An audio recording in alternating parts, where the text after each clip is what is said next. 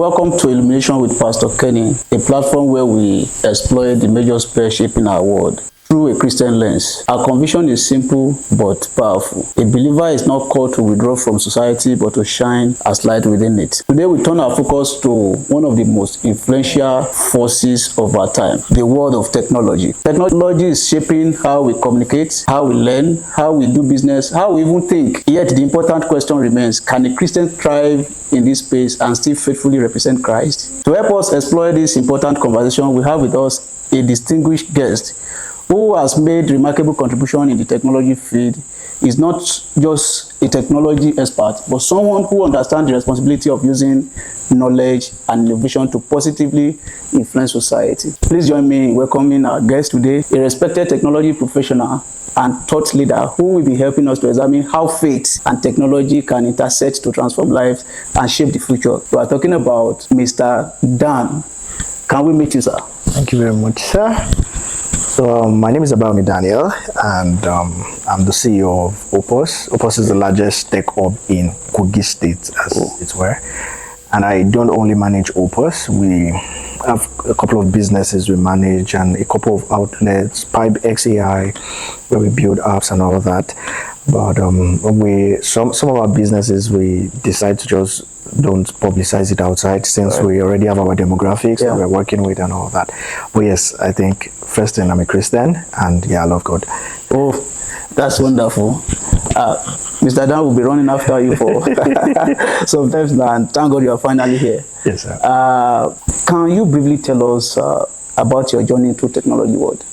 Okay, so my journey to the technology world, I would say it started when I was very young, and I owe most of these things to God. Like, this is not me saying it as like, oh, everybody say God is our helper. No, I mean it in literal terms. Like, I owe most of these things to God. The way I saw on Twitter one time when somebody was saying how church wasted their time, how they used to go to church when they were young, they would go to church Monday, Tuesday, Wednesday, and they couldn't amount to anything. And I had to comment on that this is your experience. I have exactly this experience, but with a different result. Now, my dad is a CSC pastor. I mean, literally one day he woke up and said, all of us, God said that we should move to one deep town. I don't know if most people would have heard of it. They call that place Ipokia in Ogun State, one deep village. And we were butter people. We don't even understand Yoruba. We don't understand. I don't understand any language apart from. And we got to this place,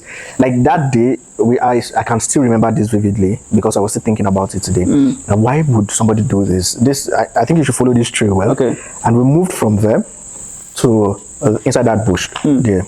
Inside that bush, they didn't have a drummer, they don't have a photographer, they don't have an electrician, we don't have people who set sound for the church, who will do this, who will do that and all that.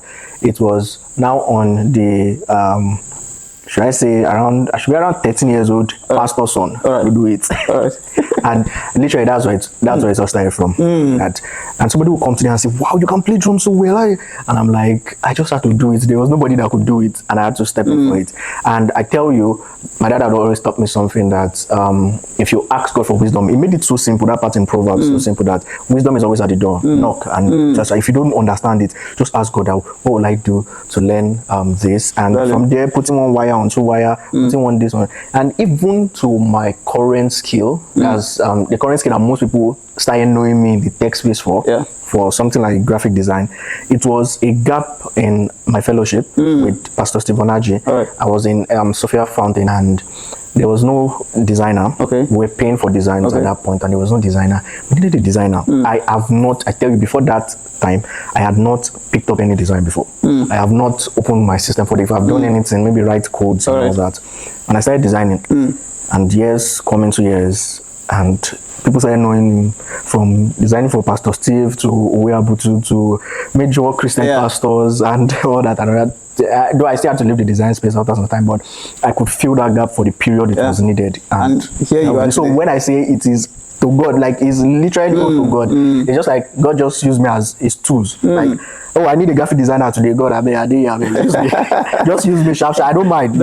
You can change it tomorrow, but I'm ready. If it's a carpenter I need tomorrow, that's awesome. Yeah. This is mind blowing. Yes, sir. Knowing that all this actually started from your experience with God and all that. Yeah. At what point did your Christian faith begin to shape how you approach your work in technology? Okay, it actually didn't. I would say from school, and there are different parts of these things. Okay. And I'm somebody you would call a deep thinker.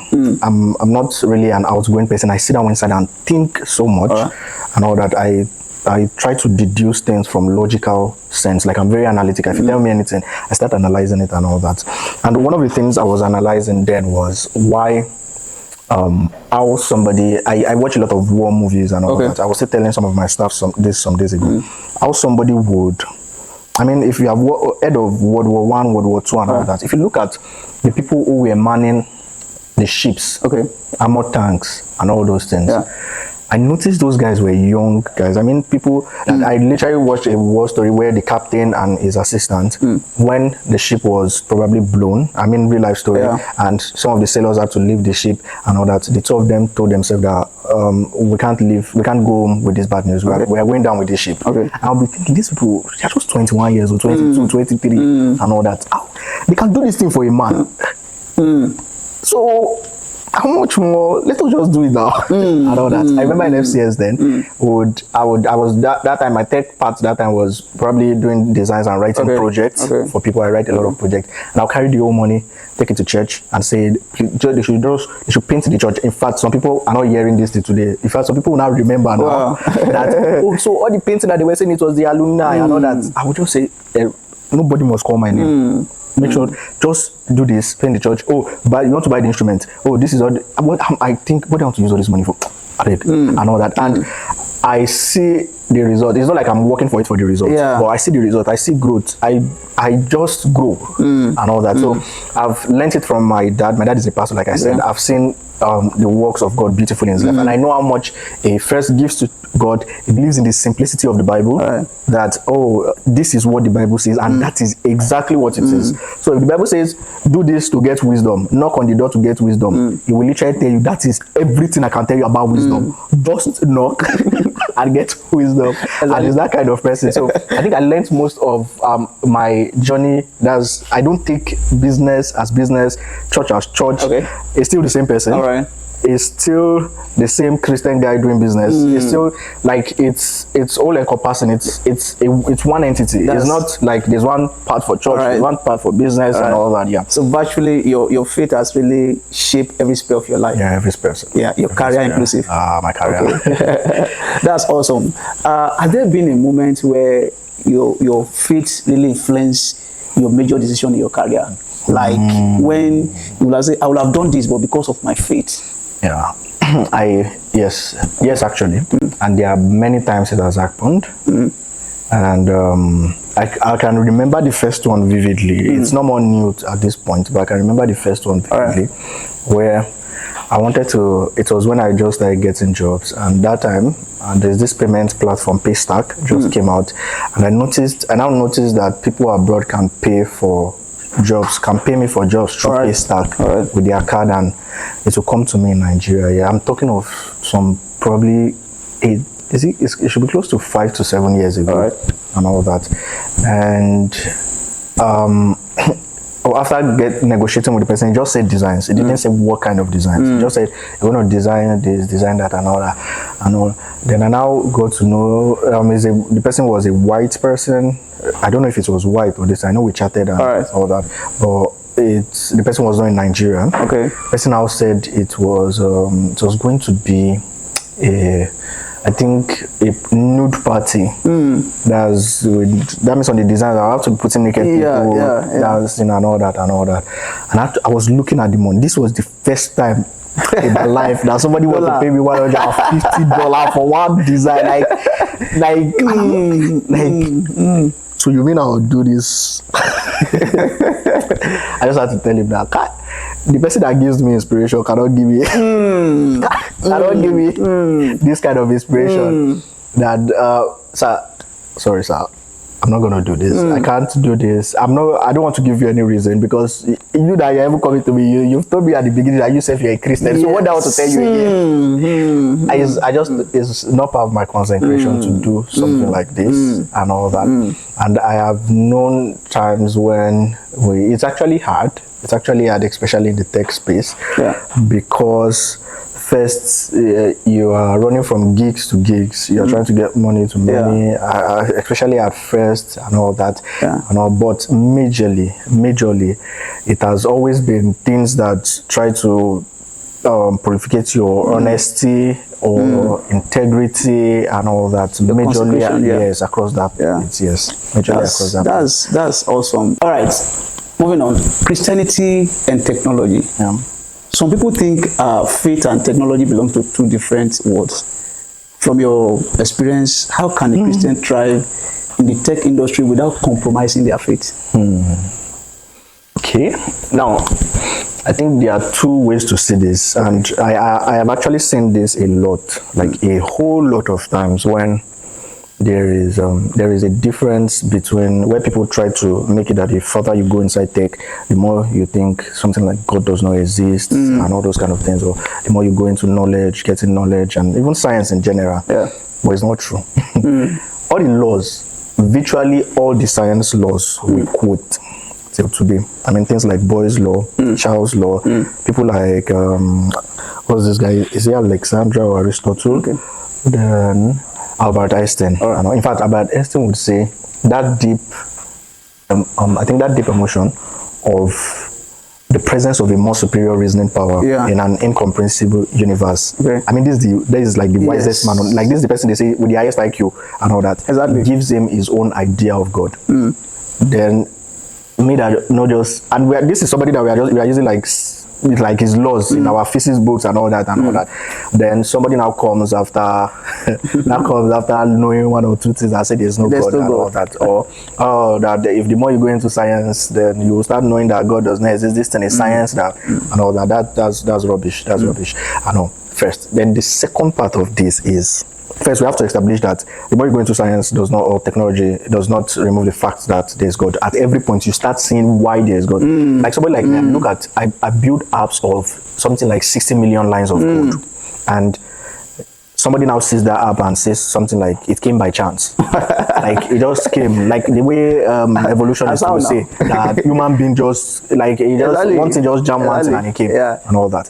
Which is not possible that non-intellect will come from intellect, or you just come from, you cannot just come from anywhere. Tangible, not coming out of out of it. A stone just jam on that stone and it became me. How do you even trust your brain if you can agree to something like that? And yes, and that. So that's one part of it. The second part of it is there is the way Christianity is. I'm actually skeptical on saying this the wrong way, because there's a way this can be taken out of context. But let me just put it like this. It's not that Christianity changed, or the tenets of our Christian faith changed, but the way Jesus has given Christianity to the world, Christianity will fit every race. I mean, every race. You are black, you are white, you are this thing. It will fit every revolution.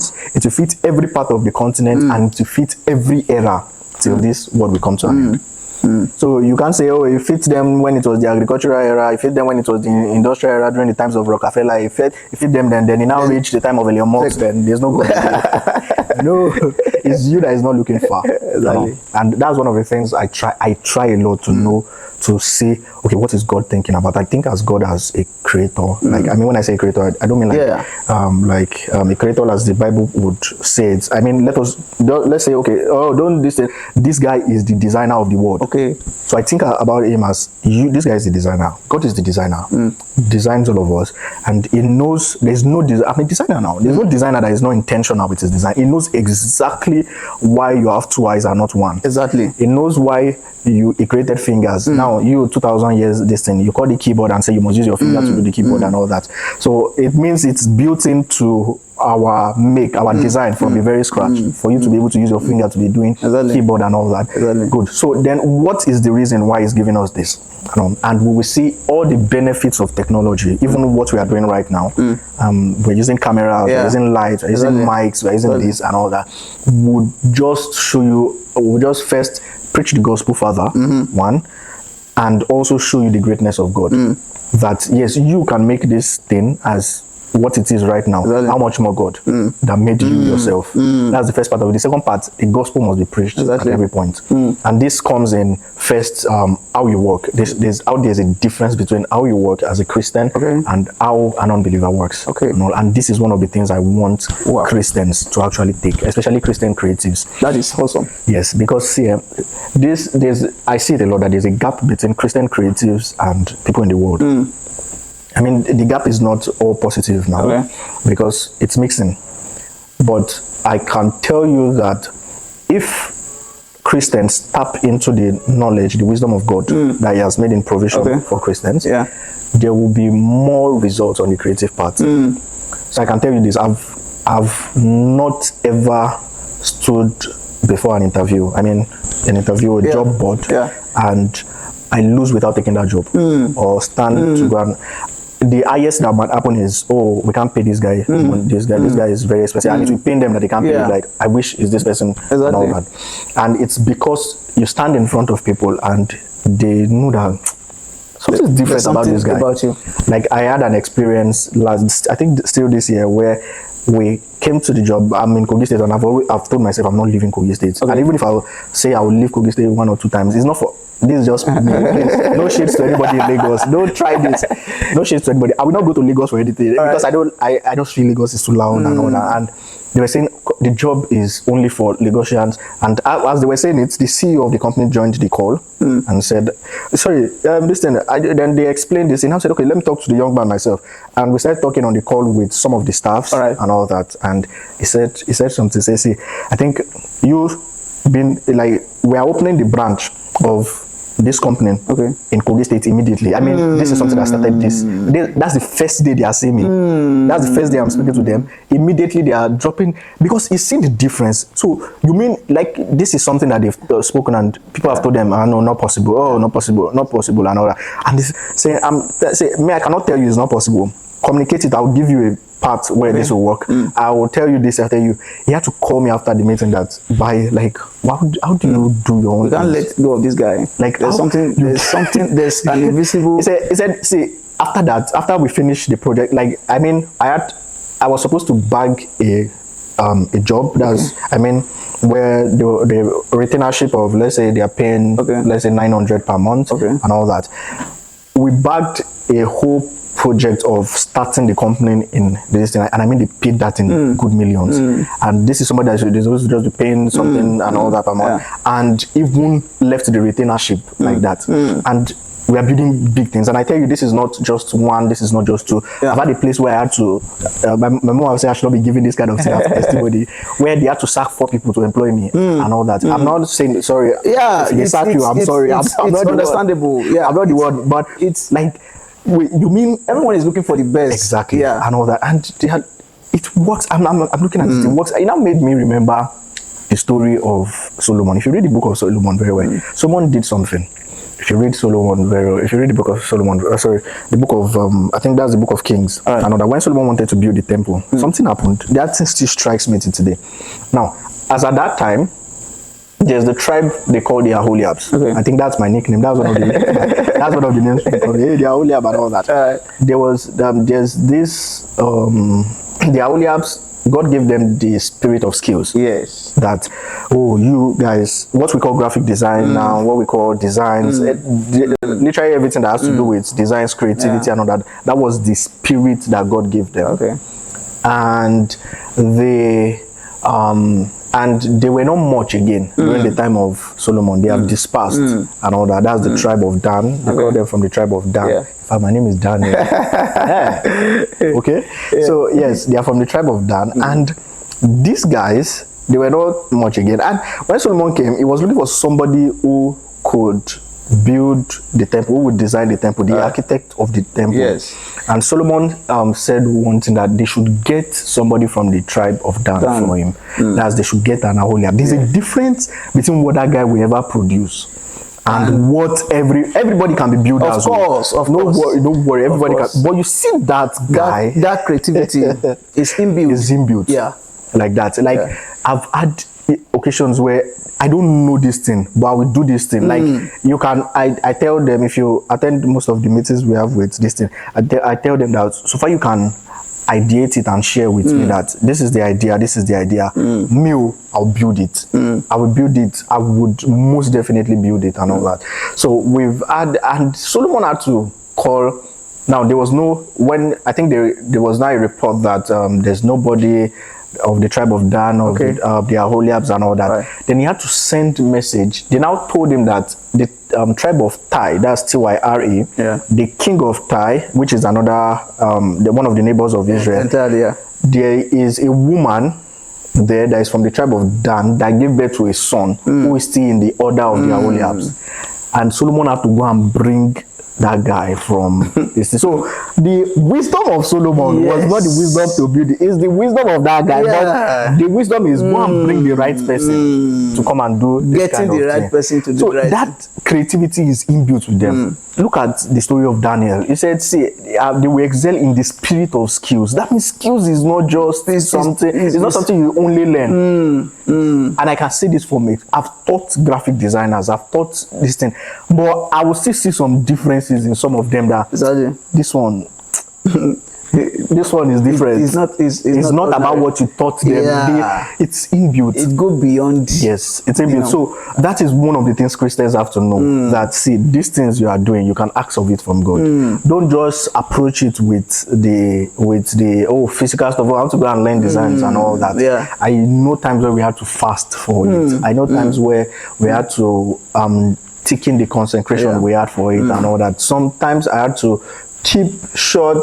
I have to keep quiet for a long time. Like I mean, one of my consecration is I would go home, to my house, and not talk. Like I would not talk to anybody. Just be on my own and just think about God. Just like so many of those things. And if you now hear it, now these things are principles though. You will see that the people of the world are using it.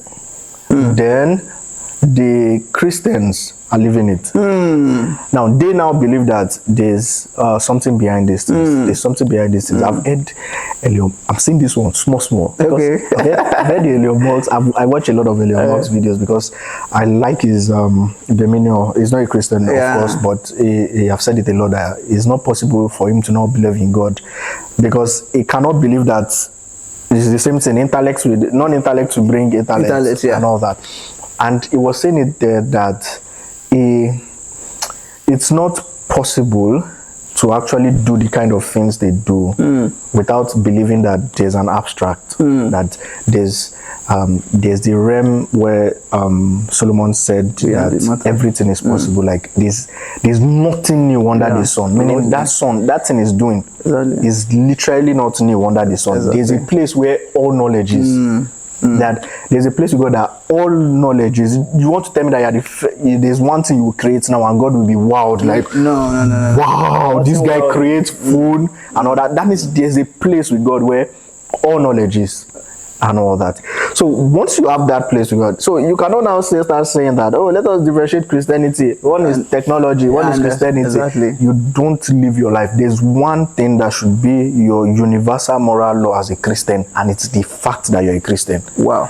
There's no other, I'm a technology Christian. No, you are a Christian. Every other thing is addition. What you are is a Christian. I'm not a web developer. I tell my guys, I'm not a web developer. I'm not a graphic designer. If God say tomorrow is carpentry, I will be a carpenter. If it's farmer, I'll do farmer. You are a tool in his hand. Exactly. I'm a tool. I'm an Aholiab guy. Just use me. You want to build ark tomorrow? Use me. Next tomorrow, you want him to be architect of the temple? Use him. Oh, next tomorrow, you want him to be this? Use him. Just Mr. Dan, I'm just seeing all this from the different perspective. That's awesome and wonderful. Moving on. Okay, so I was in a program. Okay. I think about 6 years ago. Okay. And I heard a man of God saying, if you are on Facebook, go and come out is evil. And it sounds funny, but you can see the level of his seriousness and all that. And as I talk to you now, the man of God is on Facebook. So, at what point do we begin to see our concern to be kind of going to extreme? Then, two, how can we use technology as a tool to advancing the message of Christ? Okay, so I think I've heard men of God say that, and yes, I respect men of God a lot. Yeah. And of course, I'm not a pastor, so I cannot talk against God's anointing. I don't know what the pastor was saying at that point, but there's an element of truth in most of what they see. Okay. And yes, there's actually a shady part of these things. And I'll point it out and use some examples also. Now, let's start from the fact that don't leave Facebook. Church, please don't leave Facebook. If you leave Facebook for these guys, those guys will just keep showing people naked women and all that. And if you leave it, your children will not leave it. Your children will go and watch them. Yeah. And that. I feel we should fill that Facebook with more of Christian things. You see, there's one thing America is doing. There's one thing America. I actually think what we are using Facebook for now, or let me use social media in general for right now, is quite wrong, especially from the media part, because I have some background in media, I know. And the first is how we are using social media for church banters. Okay. Where one pastor is fighting one pastor. I don't think social media is that kind of place. Social media is public. It's for everybody. The Muslim is there, the atheist is there, the unbelievers are there, everybody is there. And you decide to drag your brother on that space in front of everybody. So social media should not be used for that kind of thing. In fact, the Bible recommends exactly what should be done in those kind of places. Meet some elders when you people should settle. That's how the Bible recommends that those kind of things, most of those kind of things should be solved and all that. Now, but on the part of preaching the gospel, advancing the gospel, putting gospel content out, I think social media is the place it should be right now. Now, and again, on this part, I don't know why I keep saying there are two parts of everything of this. There are still two parts of it, just to be balanced. Now, the first one is where this whole thing, the gospel of God, the Christian life, Christian content, Christian funny content, Christian this and all that should be out there. Christian memes, Christian everything should be out there. Because if you don't, if you're not seeing those ones, you are literally watching something else. Exactly. Everything we are watching, we are listening to would keep feeding our mind. Look at thebible.org. Those guys have close to 6 million users. 6 million users, on their Bible app and on social media. Every morning, they pick pastors from all around the world. I think J. Mike was picked. That's the son of this drama ministry, Mount Zion. It was picked for, I think, one of last month's morning devotion, where 6 million people around the world are watching and all that. And they are picking from every continent, every distance. This is a tech organization. This is a church that says this and all that. Now, that's one part of it. There's the second part of it where the church is creating its own social media. And I tell you, this one is hard. It's hard. And a lot of big churches have tried. I know Christ Embassy has tried. It's not like it's gone down, but there was nobody, most people have never heard of it. I know last year Apostle Rupo tried also, and most people didn't hear of it and all that. And that is because of one of the divisions of the church. CAC. What will I be doing in Pastor Rupo's church social media platform, on his platform and all that? I'm this and all that, but not knowing that it's still you that is in Mike Zuckerberg platform. Let's go deeper. Technologies today is rising, and our world is experiencing deeper things when it comes to tech. There's this ethical question: data privacy, artificial intelligence, AI, and even digital manipulation. What role should Christian values play in shaping ethical decision in tech? So it still boils down to some of the things we talked about in the previous question about there are some things that should never hit the online face, and all that, data privacy and all that. We see scenes like somebody, not SINs, scenes like where somebody is saying a personal thing on the mic, in the church. Probably a testimony and all that is very, very personal. Or probably a pastor sees a vision and very personal thing, and he's saying it to the person in the church and all that, and bringing those kind of things to in fact, we should be grateful that it is Nigeria and most of these things happen. I've worked with UK, US churches as a graphic designer. They are the ones that give me the pictures of the church. I will use some of the pictures and they will say, sorry, we've not taken permission from this person yet. Sorry, this person attended for the first time, is not yet a member. Please, wait on the pictures first and this thing. Not to talk of you publishing a whole video of the person personal matters, this thing and all. So there should be data privacy. Those things are actually good, and these are things that have existed. Like what we are saying with Jesus is telling people, see, calm down, don't yet reveal this, and all that. There are some people is telling this, there are some things it should end inside your church premises and all that. So then, because, and now look at these things, why we are talking about manipulation is because there's too much data online. It will be harder for you to manipulate. If somebody gives birth to a child, I see this a lot, that from the pregnancy, the snap pregnancy picture that's posted online, baby bump when he was 9 months, the first when they give birth to him, like one of the first snap, when he's 2 years old snap, when he's 3 years old snap, when he's 4, 5, 6, 7. If it's time to manipulate that kind of person picture or try to hack their accounts and all that, it is easier for people to do that than somebody that you don't have any of his track record.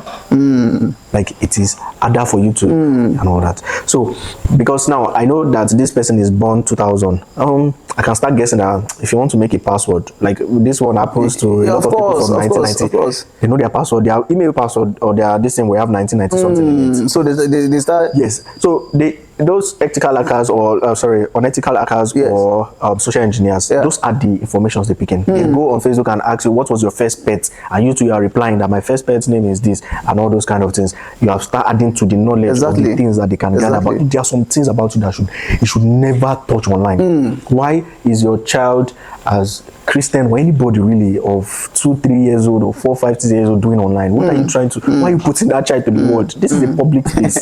Like you are literally ensnaring yourself. Exactly. Now it's they they want to frame. Look at the war happening in between United States, Iran, and Israel, and all that. Dubai created a video that all their citizens must stick to post. That is the only video you can post. The video says, we are not afraid. You would have seen most of those videos outside. That we are not afraid of the war because we know who is protecting us. And they now show the picture of the emirs working, analyzing some of their jets, being in security infrastructures and all that. They've stopped everybody from posting anything that has to do with Dubai. If you're in Dubai, you cannot post anything that has to do with Dubai. Like you cannot post bomb blowing, this thing, because you are giving more intelligence for manipulation to the enemy. And it's the same thing in this point as a Christian. Don't put too much information outside. This is almost literally for everybody, but Christians also don't put too much. There are some things that should not even be inside on the WhatsApp group.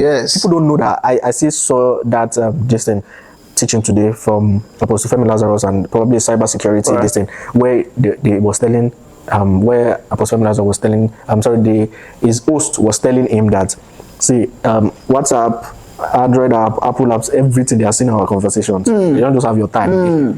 How do you think when it's time for them to target people with scanners, they start backdating their? You don't think, how do they get their emails? How do they do this and all that? You think it just appear from somewhere? You think people cannot delete their mails? And people can delete their name, but these people have access to it. There are some things that should not be on that space. It must not be on that space. There are some things that the only record of it you should have is in your brain.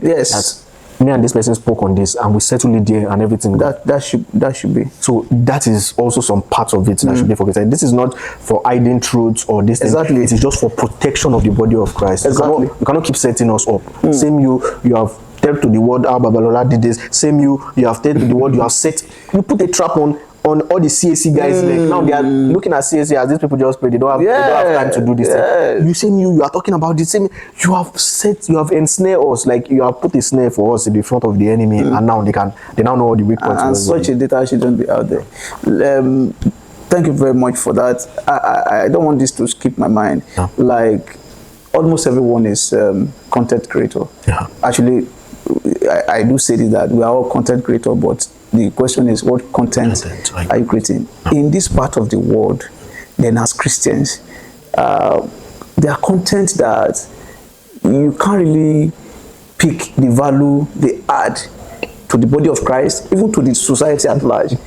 Then you just see a man and a wife, they are trying to, in the name of content, everybody just want to put something out there. As Christian, what should be our guideline? I don't say, in fact, if not for proof, like you just want people to just know that you're married, you might not even see the picture. In fact, I tell you, they have to force me to post it. Like people ask, why have you not even posted about your wife? I'm like, when did my marriage become a public thing? How does my marriage concern you? You don't need to know anything about me. And I think that should actually be the stance of people. Might say it's old, and all that. You're not posting baby bomb, you're not posting about that. That is the way it should be. That is the way it should be, and all that. Now, Apple. There's a meeting they had in the US. They were probed for that. Apple was allowing, Facebook and TikTok. They had to ban TikTok. In fact, in some countries, in some states in the United States now, TikTok is still banned for some people under some ban. That they were allowing 18-year-old, 13, 15, like that year-old people, they were setting them up for pedophiles and all that. Now, pedophiles and this, and that's where they go and pick their next victims. Serial killers, that's where they pick your informations are there. They just need to, you don't need to call somebody name 3 times in Shango house again before you know the person's story. Just go to his profile now. You know when he gave birth to his first child, his second child, his third child, the husband, you know when they are traveling tomorrow, you know, even security wise, I don't know why people don't see these things. Even security wise, it's not good. It's not good, even security-wise. This is a place where you should be posting your thoughts, not your life. Like your life should not be public. Only, I don't know, maybe a lot of people do it for money, really, and all that. Your husband, your Christian husband and wife, okay, you're posting Christian and husband content in your home. I know the color of your house. I know how your sitting room looks. I know from your door to listen. I know how the bed sheets look. How come everybody in public know what your bed sheets will look like? Like I literally know everything about you. I know that. I wonder when I say things like that. I wonder like are these people really? How did we arrive here? Like are these people really thinking about the effects of this thing? Like if it's because most I know once people hackers and scandals people have their time. Once they literally know where to go. They know from all those things. I can guess your password. I know. So it's not something we should put out. I really think it's not something we should put out. Thank you very much. One of the last questions I want to ask is, do you think technology is bringing people closer to truth or distracting them from it? I mean, you see some people, someone just wake up from his bed now, he's not even sure, maybe he could talk. The next thing he pick up his phone, and the next thing that does it. He's not sure that he could talk. He's always making because you're not even sure he can talk, but you have spoken to a lot of people already online. And you not get out to you want to test your voice. Then you not notice that way too. I mean, not even talking to God first. The next thing they wake up, the next thing they pick up is their phone. Their phones. I know. So, okay. There are 2 ways to it. And 2 is there's first the part of persons. See, even while there was no technology, people still distracted themselves with other things. And those people will keep distracting themselves. You know, they use pleasure to distract themselves. I've gone to towns, I mean typical village where people wake up in the morning, just the way people wake up. These guys don't have phone, they don't have network. They wake up and start playing Ayo. So there are a lot of things exactly that people can distract them. So phone just tend to be one of the things.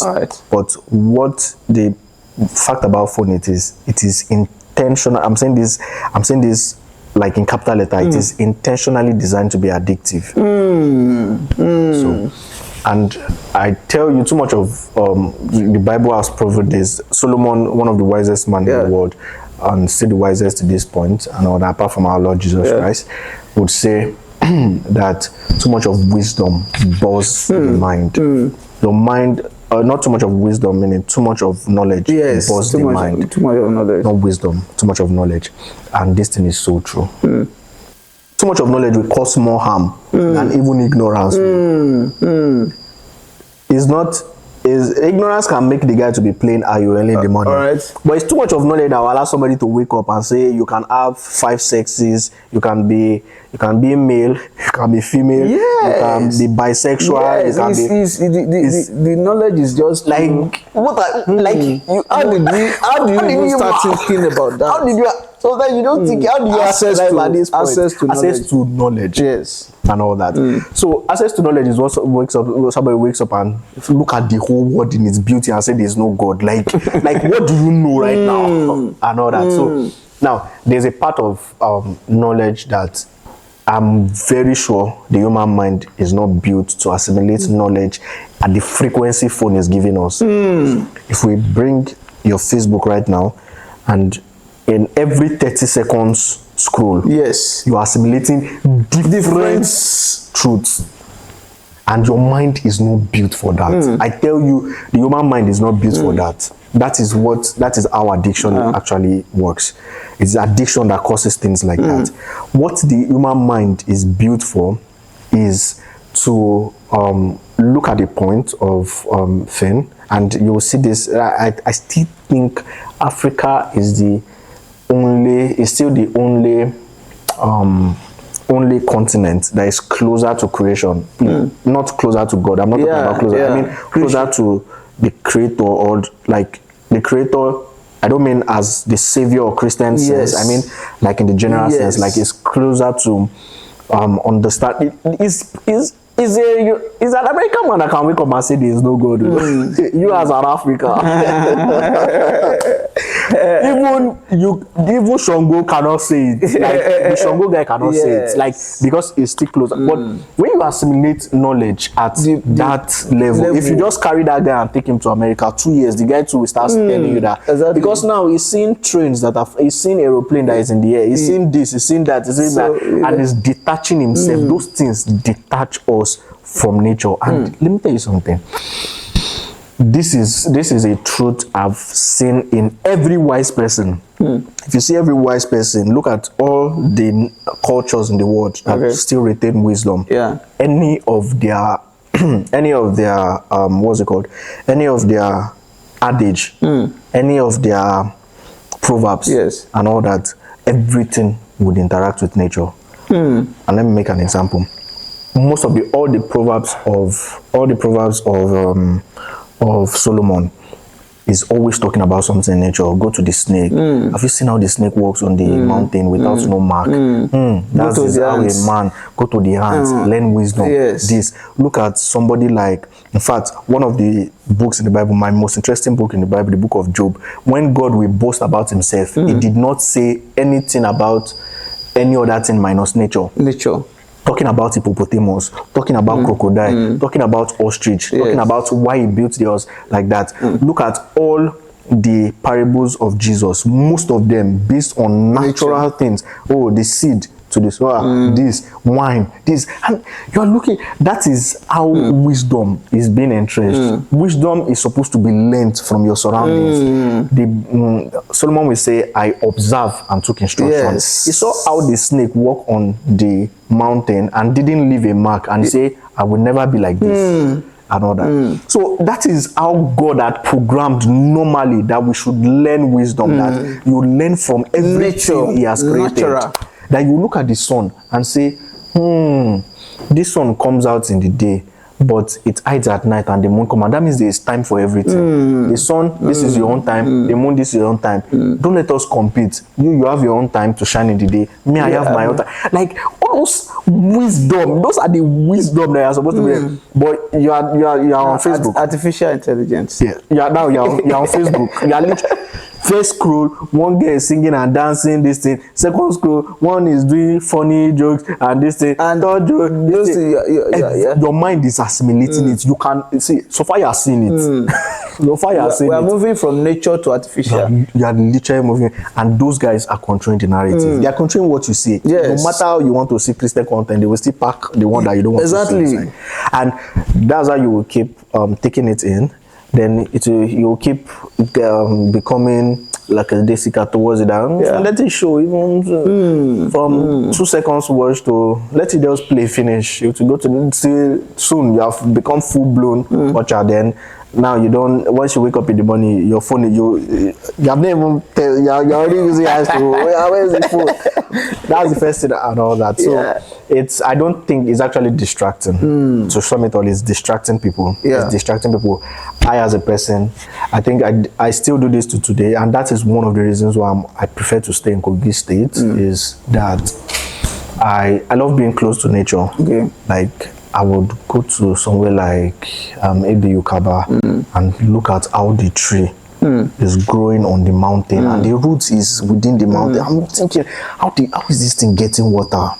And it's not dead. And what did God do in this part? And I'm applying it to my life. If any of my design students tell you how I teach them design with nature. Tell them why God intentionally make the ripe mango yellow, why it is green, why it is this, because that is exactly what we are supposed to originally.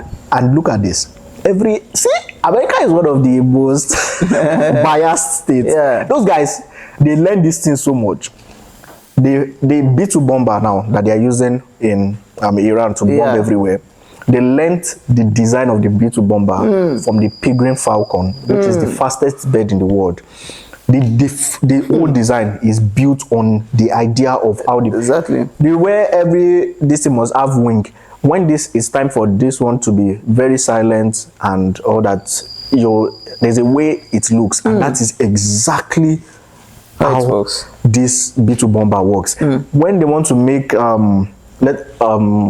what's it called, cameras and all that, if you look at the principle of how camera works, I was still teaching my guys today, they had to look at the human eyes. They have to look at the receptors in the human eyes. Why is the iris why is the pupil dilating anytime light is on and all that, and ISO, shutter speed and all that.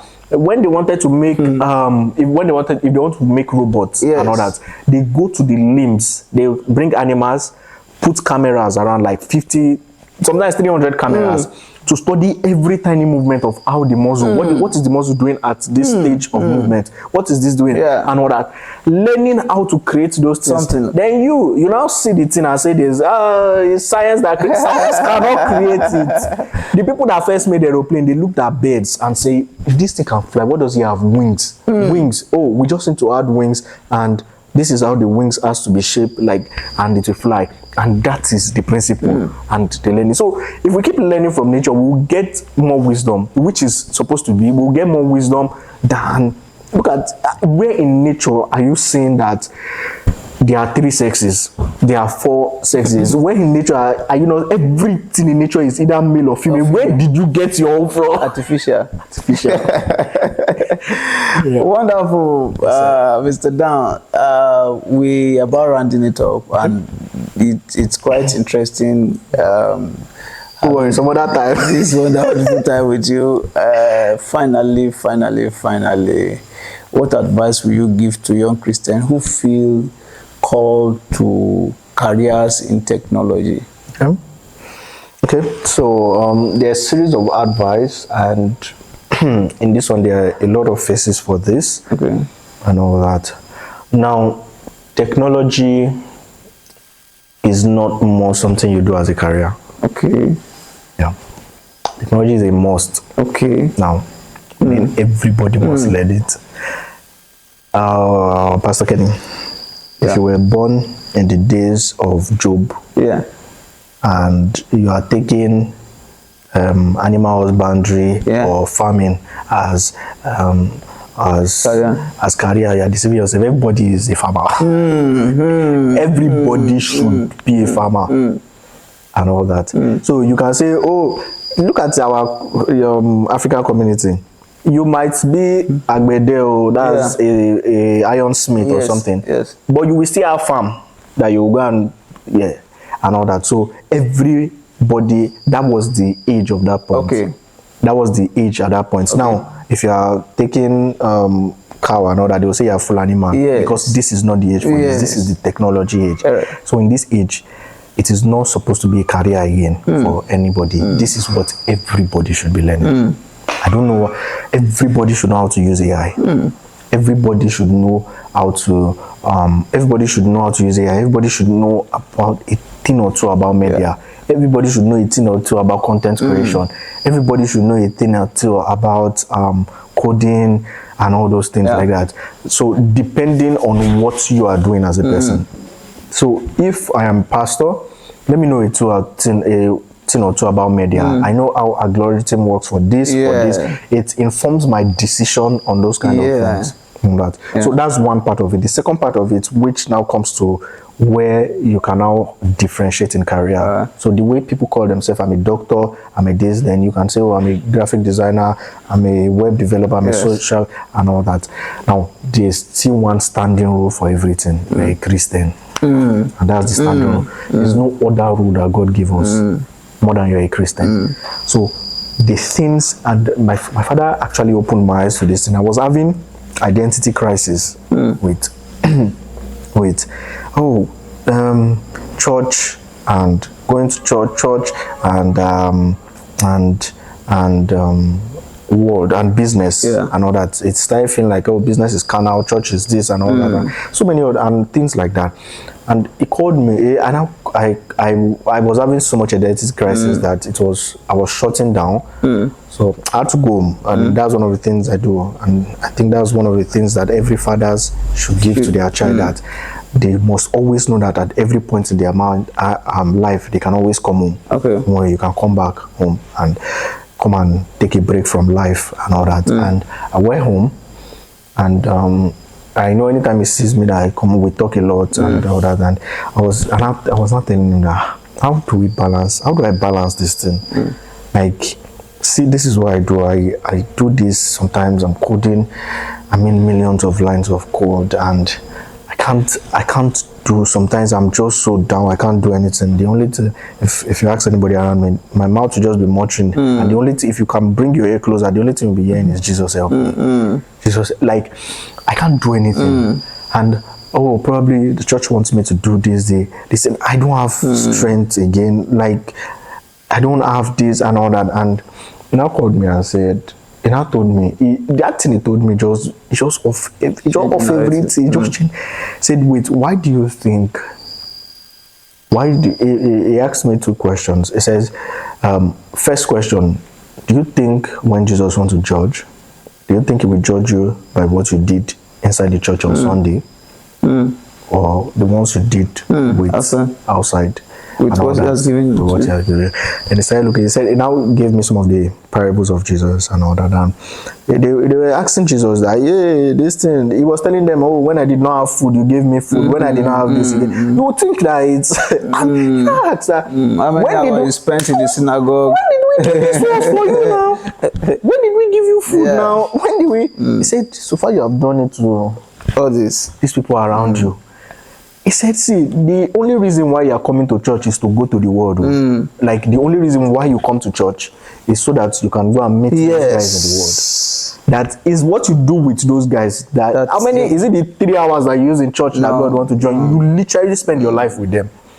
The way you are treating your neighbor is what shows that you're a Christian. It's not that how you are coming. The way you are preaching Christ to your neighbor. The way you are handling your business. Are you duping people? Are you doing this and all that? The way your conscience, your integrity, is this and all that. Those are the things that would be judged by. So before everything, remember first that you're a Christian. You are working with this thing. You remember you're a Christian. There's no difference between your Christian life and your business life. Everything you are doing in this church is so that you will be a Christian outside and all that. So that is the point of this. So the same thing for technology. The whole thing you are doing here is so that you can be a Christian here and all that. So it does not mean you will not make mistakes. it does not mean you will not make mistakes. Yeah. I've made mistakes. It does not mean you would not and all that. Yeah. At every point, just know that yes, you are a Christian. Go back to your God. If they say, oh, there's no wisdom, my dad will tell you, just like Proverbs, just go and knock. Say, God, give me wisdom for this. There's nobody, and I've seen this in my life. There's nobody, there's no time anybody have ever told God that God help me. Like, you can genuinely go to God and say, God, please help me, and God will help. No. Like, he loves people that raise their hands to him. And that was one of the reasons why I love David. David, with all his wisdom, and this goes for tech people too, and I'll close with this. With all your wisdom, with all your knowledge, with all your understanding, and all that, that is the crown that you have. But what proves that you're a Christian, that you can remove your crown and put it before him? What the elders are doing in heaven every time, removing their crown. I mean, these are people that have crowns. Like, it's not like that they have crowns and they are deliberately removing their crown. David will say that every day we pray to God for food. I cry to my maker, I cry to my provider, I cry to my giver to provide food. See, some will trust in horses, some in chariots and all that, but we'll put our trust in the name of the Lord.